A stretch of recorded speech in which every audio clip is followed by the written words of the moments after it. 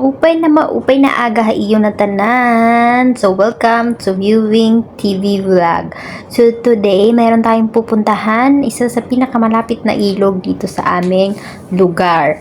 Ako, si Juliana Oning, na nagbibigay ng isang tiyak na pupuntahan. Cherry, so welcome to my YouTube channel, okay? So, today, we are going to pinakamalapit na ilog dito sa aming lugar. So, itong lugar namin ay Barangay Palonyog, Catbalogan, Samar. So, pinakasakop siya ng Catbalogan, Samar. So, this is our place, Charis. So, today, we're going to Albalate. Meron silang munting ilog doon na kung saan pwede ka mag-tip, pwede ka makiligo, at napakalamig ng tubig nila dito. Nung bata pa ako, dito kami pupunta lagi ng mga tropa ko para manguha ng pako and go sa ilog. So, what's further ado? Let's go! Let's go!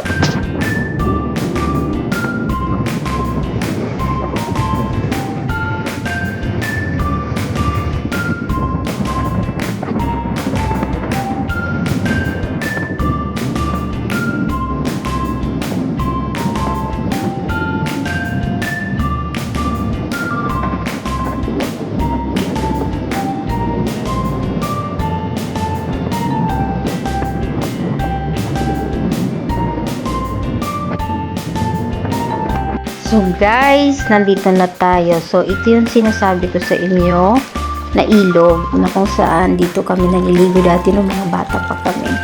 Ilog ito ng Barangay Albalate. If I'm not mistaken, Albalate. So ito, pagbabaha, umaabot siya dun sa taas. Pero kapag summer, ganyan lang siya kababaw. Kapag umulan, umataas ng unti yung tubig. Yan. Ayun, yung kalsada po kasi yung sa taas doon. So, at daanan ng mga tao. Ayan. So, kung kikita nyo, yung pogi doon hindi yung kasama. So, napakalino talaga ng tubig niya. Ayan. Galing kasi yan sa bundok. From bundok, ayan, dumadaan dyan. So, saan pa ba dadaanan lang naman sa ulo? Ayan. So, you can see, nag-i-enjoy ang above. Ayan. Enjoy yan siya kasi pagod yan sa buhay. Pagod yun sa buhay bilang isang working student sa Maynila.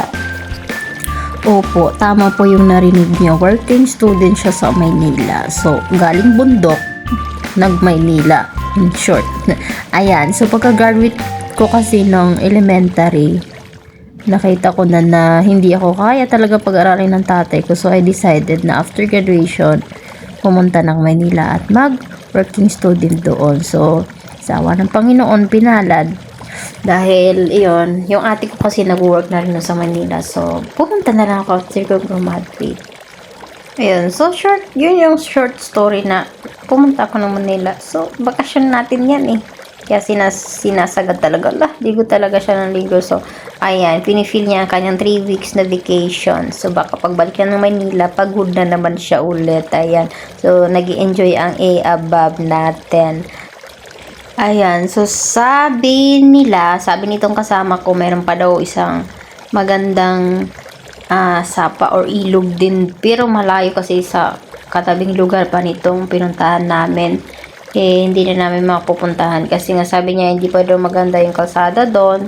Pero mas maganda daw talaga yun doon. Maraming pumupunta na doon ng mga tao kaysa dito sa bandang ito. Pero for me, okay na rin siya. Maganda talaga siya kasi nandyan yung memories ko nung childhood ako sa pinapuntahan namin to. Kaya nag-i-enjoy ang bata. So, oh my God! Ayan, so nag-i-enjoy ang bata dyan.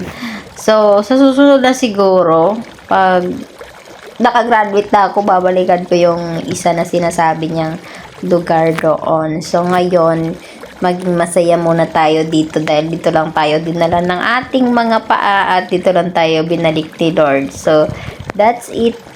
Let's go na. Umuwi na tayo mga ti kasi tanghali na talaga. Okay guys, so we decided to go home na kasi may lakad kami today at makatanghaliin tayo. So, dito lang muna yung vlog natin. So, sana nag-enjoy kayo kahit papano. Konting silip sa buhay probinsya. So, ayan, puro talaga siya green. Pag nasa probinsya ka, ang linaw ng langit, wala talaga yung pollution. So, ito yung dahilan kung bakit mas gusto ko talagang magbakasyon sa probinsya. Kasi, oh my God, look at that!